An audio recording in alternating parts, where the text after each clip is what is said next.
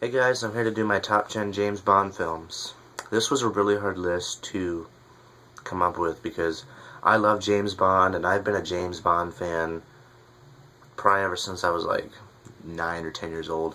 I have all the Bond films now. I got the last two for Christmas. So I've watched them all and I'm here to comprise my list. This list was kind of comprised in a hurry, kind of. So if I really sat down and thought about it, my list would probably change, but this is a pretty good idea.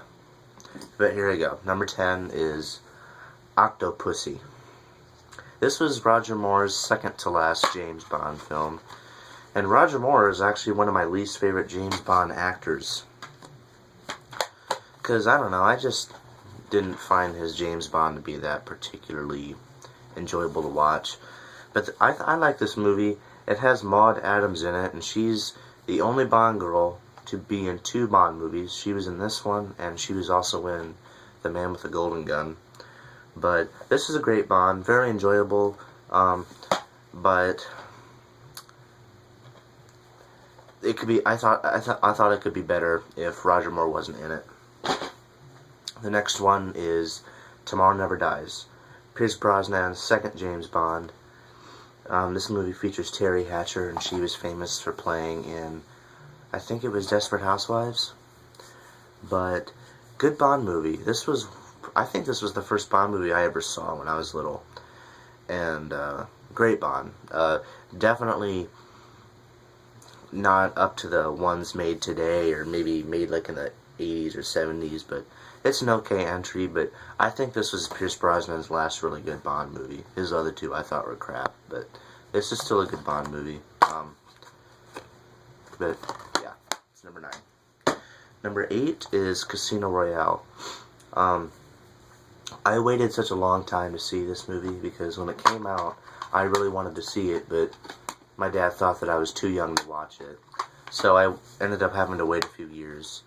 And when I finally did see it, I didn't like it because I love the James Bond movies with the gun barrel at the beginning, and then we have the really cheesy action opening, and then we have the cool gadgets and the Bond villains, and this movie didn't have any of that. It's a more serious Bond movie, and I just didn't really enjoy Daniel Craig that much, but it's a good Bond. I guess now that I'm older, I appreciate it a lot more than I did when I first saw it. But it's a really good James Bond movie. Great first James Bond movie, if that makes sense. Number 6 is Quantum of Solace. When I first saw Quantum of Solace, I have to admit I was kind of very much pissed off because, like, the gun barrel thing again. I love the gun barrel sequence, but none of the Bond movies have had that at the very beginning of the movie, and that's what I like. I just love that. I really wish they would bring that back.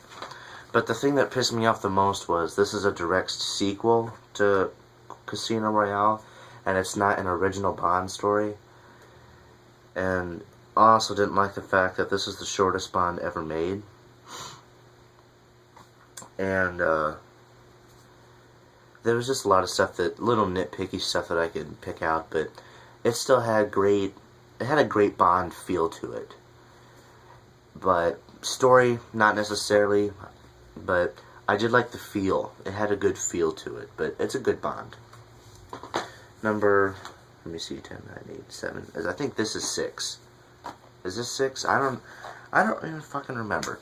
The Spy Who Loved Me. This is supposed to be Roger Moore's favorite Bond. Definitely, probably my favorite Roger Moore Bond. This was the movie that first introduced the villain Jaws, played by Richard Kiel. And then the villain in this movie, or the Bond girl, is Barbara Bach. And she was married to, I think it was it was either Ringo Starr or George Harrison, I can't remember which one. But she is a very pretty Bond woman, very pretty. And this was the first Bond movie to be directed by Louis Gilbert. And the second one, Moonraker, was not so good. But good movie, really good, and I love I love the story. Roger Moore, not so much, like I said before, but good Bond. The next one, I don't even remember the fucking numbers. A View to a Kill. Now, if you're a hardcore, diehard Bond fan, then you're probably going to be surprised. Why is A View to a Kill even in a top 10 list? This is the Bond film that I have seen the least amount of times.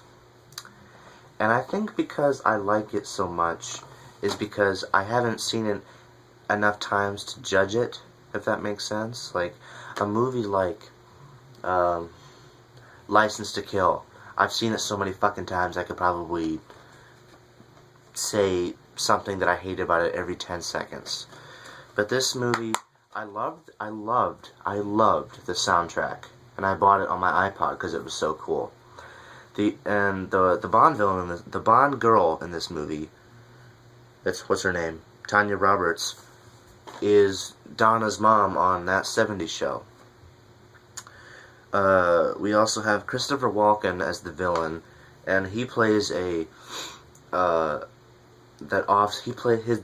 background is he's the offspring of a Nazi experiment. The Nazis experimented on this pregnant woman, and he was the result. He's a very intelligent person, yet he's also a psychopath. And Roger Moore downplayed this movie because of the violence, and Roger Moore is so fucking old in this movie. Oh my god. I mean, oh my god. He's just so fucking old. But it's a good Bond movie, but Roger Moore, damn. The next one. Now, the last four here were very, very hard to put in order. But I think I did my best. But the next one is From Russia with Love. This was Sean Connery's second Bond film. And I used to have the video game for this Bond, but I ended up getting rid of it, and I still want to get it back. I love this Bond.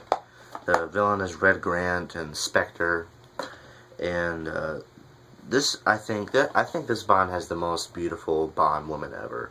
Her real name is Daniela Bianchi. She's Italian. And this was also the first movie that introduced the character Q.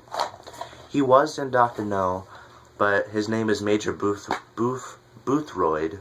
That's his real name. But it wasn't Desmond Llewellyn who played him. It was some other guy. But this is the first movie that calls him Q.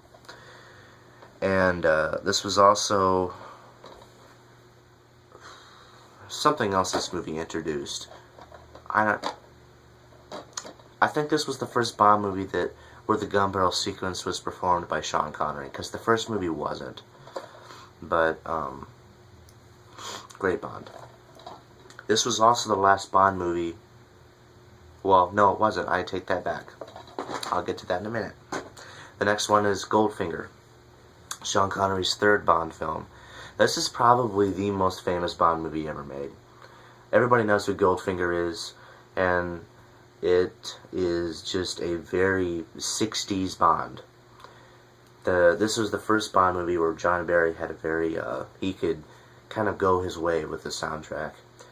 And I love Oddjob. Oddjob is played by a Japanese or a Korean wrestler that was popular at the time.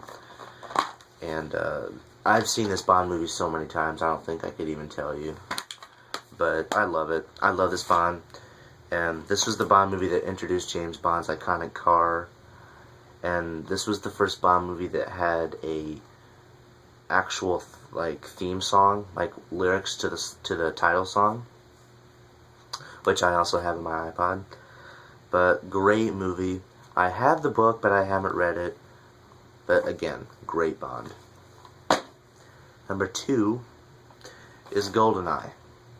This is Pierce Brosnan's first James Bond movie. And this was the first Bond movie in the 90s. The last Bond film was License to Kill in '89.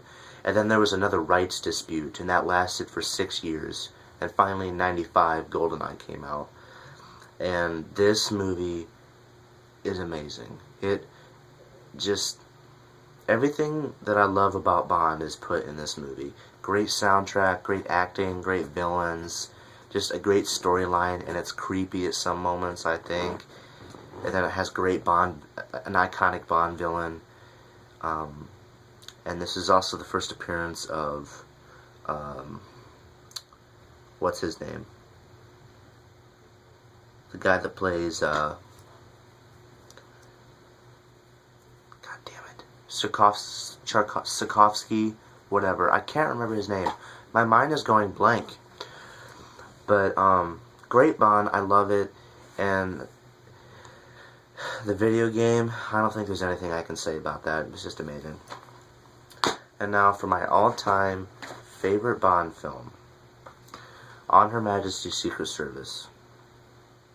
This was the longest Bond until Skyfall, and Skyfall is like 1 minute longer. This is George Lazenby's first and only appearance as James Bond. This was the last movie that featured a instrumental theme to the movie. This was the first directing doubt of Peter Hunt. Peter Hunt was the editor of the Bond movies in the 60s, and this was the first time he ever directed one. We have Diana Rigg as Teresa Vicenzo. I don't know how to pronounce these fucking Italian names. And George Lazenby's Bond, I don't necessarily like George Lazenby at all. He was the youngest actor to portray Bond, and I think he was like 20-something, very young. And the reason he only played it one time was because apparently the Bond producers didn't like his very cocky and stupid young personality, and he also pissed them off a lot. And he was going to be in Diamonds Are Forever, but he didn't do it. People regard this as the best Bond ever, and I love this Bond. This has another really great soundtrack, and a great story, and it's the Bond movie that makes you get teary-eyed at the end, and if you've seen this, you know why. But it's just a great story. I can't recommend this one anymore. It would have been interesting to see George Lazenby in Bond films, but I'm kind of glad he didn't, because the actors that were in the other James Bond movies made them their own. But this is my video for the top 10 James Bond films that I like. And yeah, hold them up here. I think there's like 23, 24 Bond movies out, and I have them all except for Skyfall. I think I forgot to mention that. Skyfall would have been on this list, definitely, but I don't know, I just didn't want to include that one for some reason, but Skyfall definitely would have been probably in the top 4. But yeah, guys, this is my list for my favorite Bond movies, and thanks for watching.